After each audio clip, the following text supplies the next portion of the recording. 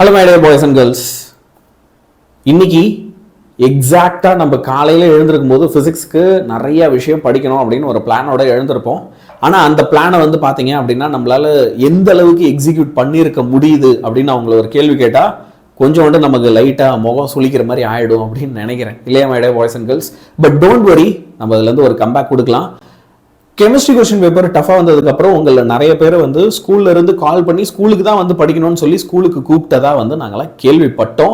And இன்னைக்கு நம்மளோட சேனல்ஸ்க்கு நிறைய ஸ்டூடெண்ட்ஸ் வர்றதே வந்து பார்த்தீங்கன்னா நேற்றெல்லாம் இருந்ததை விட டிராஃபிக் கொஞ்சம் கம்மியாக இருந்துச்சு. அதை வச்சு நான் கொஞ்சம் புரிஞ்சுக்கிட்டேன். நிறைய பேர் இன்னைக்கு ஈவினிங் ஸ்கூல்ல இருந்து வந்ததுக்கப்புறம் இப்போ இந்த வீடியோ பார்க்குறீங்க இல்லையா?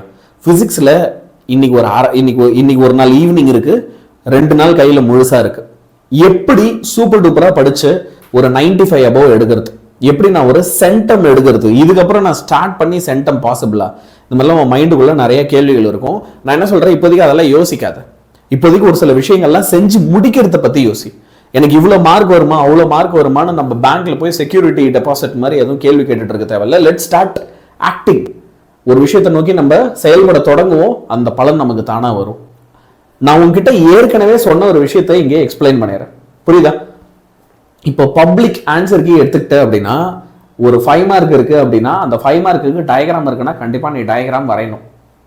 எக்ஸ்பிளனேஷன் இருக்குன்னா எக்ஸ்பிளனேஷன் 3 to 4 பாயிண்ட்ஸ் மினிமம் எழுதணும். டெரிவேஷன் பேஸ்ட் கொஸ்டின்ஸ்னா இம்பார்ட்டன்ட் ஸ்டெப்ஸ் இருக்கணும், ஃபைனல் ஆன்சர் இருக்கணும்.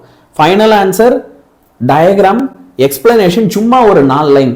ஒரு 5 மார்க்கு உனக்கு ஒண்ணுமே தெரியலனா கூட இந்த ஒரு 3 விஷயம் தெரிஞ்சதுன்னா நீ 3 மார்க் எடுத்துட்டு வரலாம். நிறைய பேர் என்ன சொல்லிட்டு இருக்கேன், எனக்கு ஹாஃப் வேவ் ரெக்டிஃபையர் தெரியல, ஃபுல் வேவ் ரெக்டிஃபையர் தெரில, டயக்ராம் மட்டும் பார்த்து வச்சுக்கோ. புரியுதா? டயக்ராம் மட்டும் பார்த்து வச்சுக்கோ.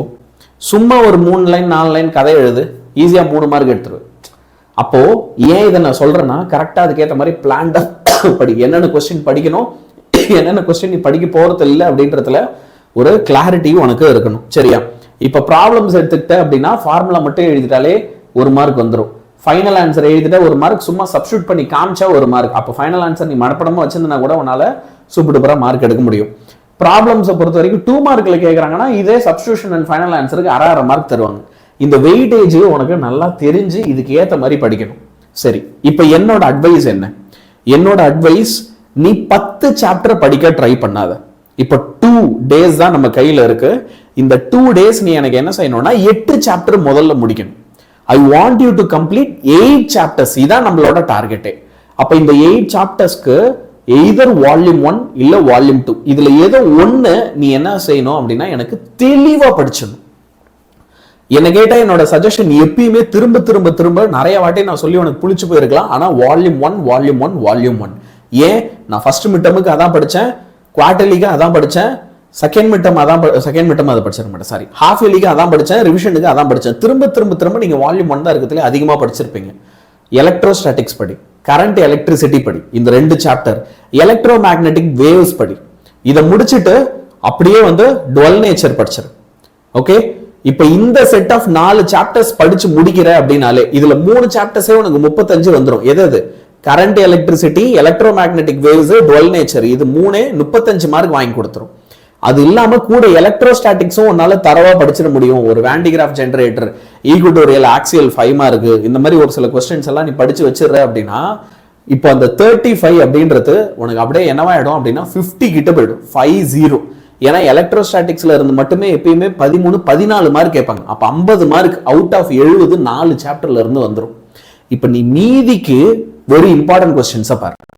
மீதி சாப்டர்ஸ்ல இப்ப நான் 8 சாப்டர் சொன்னேன், அதுல 4 முடிஞ்சு போச்சு. மீதி 4, அந்த 4ல வெறும் இம்பார்ட்டன்ட் கொஸ்டின்ஸை மட்டும் பார்த்துட்டு போ. Still you can get good marks. Still உன்னால சூப்பரா படிக்க முடியும். புரியுதா?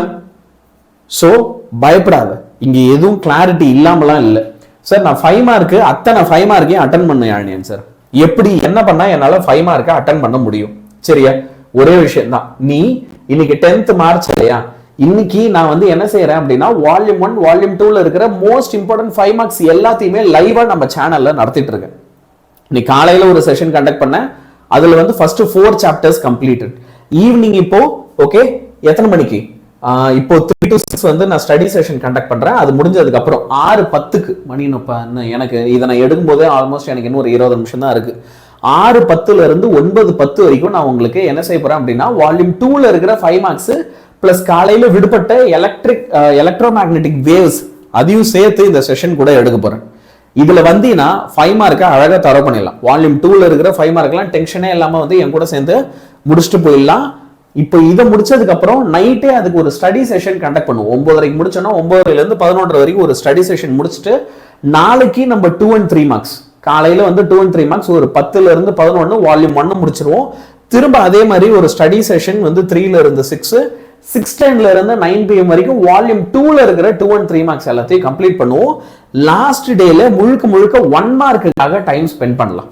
கடைசி நாள் ஓகே நம்ம என்ன செய்யலாம், முழுக்க 1 மார்க்குக்காக டைம் ஸ்பெண்ட் பண்ணலாம். அப்போ அன்னைக்கு பெருசா நான் உன்னை தொந்தரவு பண்ண மாட்டேன். நீ அன்னைக்கு செல்ஃபாவே ஸ்டடி பண்ணலாம். அப்பப்போ சின்னதா ஒரு வீக் விஸ் மட்டும் ஒரு 1/2 மணி நேரத்துக்கு 20 நிமிஷத்துக்கு வைக்கிறேன். நீ படிச்சு உனக்கு போர் அடிக்குது, ஒரு பிரேக் வேணும்னும் போது நீ வந்தனா வீக் விஸ் பார்ட்டிசிபேட் பண்ணிட்டு அழகா ஓடிடலாம். சரியா? அதே மாதிரி இப்ப நடக்கிற மாதிரி இந்த ஸ்டடி வித் மீ செஷன் காலையில 10ல இருந்து நைட்டு 10 வரைக்கும் அப்படியே லைவ்ல இருந்துகிட்டே இருக்கும். ஸோ உனக்கு அதுவுமே ஹெல்ப்ஃபுல்லா இருக்கும். சரியா? இதான் பிளான். இப்படிதான் நம்ம அடுத்த 2 நாளா டிசைன் பண்ணணும். தெளிவா பயப்படாம படிக்கணும். கெமிஸ்ட்ரி போயிடுச்சு, ஆமா புரியுது. ஆனா ஒரு நல்ல விஷயம் என்னன்னா அது உனக்கு மட்டும் இல்லை, ஓகே எல்லாருக்கும் போயிடுச்சு. இன்னைக்கு ஸ்கூல் போய் பேசியிருப்ப, டீச்சர்ஸை பார்த்து பேசியிருப்ப, எல்லாருமே அவன்கிட்ட சொல்லியிருப்பாங்க, எல்லாருக்கும் இதே நம்மடாடான்றத புரிய வச்சிருப்பாங்க.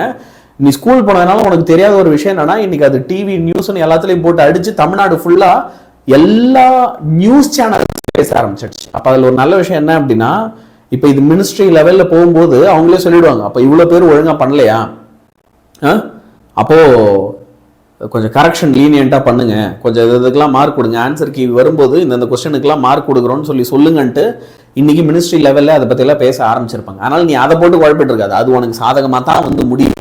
நீ இப்ப எனக்கு செய்ய வேண்டியதெல்லாம் என்ன அப்படின்னா பிசிக்ஸ் மேக்ஸ் அடுத்த 2 சப்ஜெக்ட் ப்ரிப்பேர் பண்ண ஆரம்பி.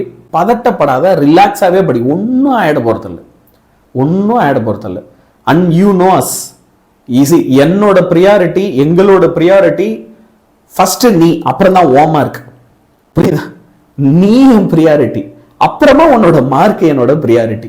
நீ நல்ல மார்க் எடுத்தனா உடனே ஒரு போட்டோ எடுத்த தோல்ல கை போட்டுக்கிட்டு பேனர் வச்சு இன்னும் யானியன் சார் கோடிகள்ல சம்பாதிப்பாரா ஆசை இருக்கு. சரியா? பட் அது எல்லாத்தையும் தாண்டி your mental health is very important for us. So அதையும் பார்த்துக்கணும், நல்லா படிக்கவும் செய்யணும். சரியா? Yes, all the best my dear boys and girls. நல்லா படிங்க, ரிலாக்ஸாக படிங்க. உனக்கு என்ன டென்ஷன் இருக்குனாலும் நம்ம சேனல் பக்கம் வந்துரு. ஓகே, யா, பாய் பாய்.